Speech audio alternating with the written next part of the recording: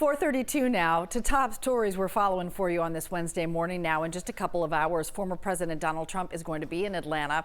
He's planning to go to a fundraising lunch today hosted by former Georgia Senators David Perdue and Kelly Loeffler.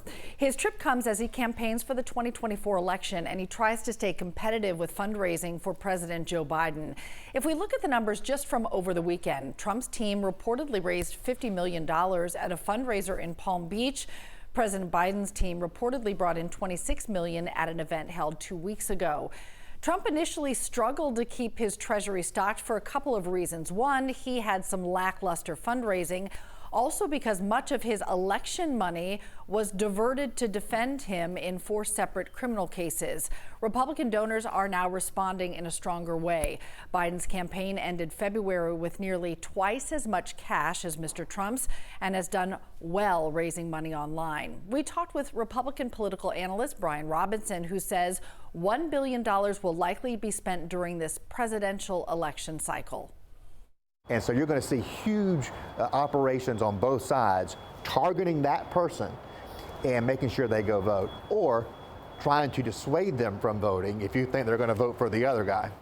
Think about that, $1 billion. Robinson says Biden and Trump's campaigns are spending the most money in key states like Georgia, Wisconsin, Pennsylvania, and Arizona.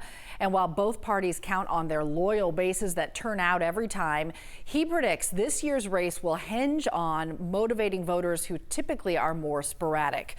So as we enter into the 2024 election season, we're getting a closer look this morning at how Georgia ranks when it comes to voter turnout and registration. Georgia's elections rank 11th in the nation, according to the MIT Election Data and Science Lab. Our state scores above average in turnout, registration, and mail ballot rejections. During the 2022 election, we had 53% turnout in Georgia, with 86% in voter registration. Only 0.1% of absentee ballots were rejected. Coming up at the top of our 5 o'clock hour, 11 Alive's Ariana Manise will join us live with a preview of Mr. Trump's visit to Atlanta today and how this could impact funding in the overall presidential race. 4:30.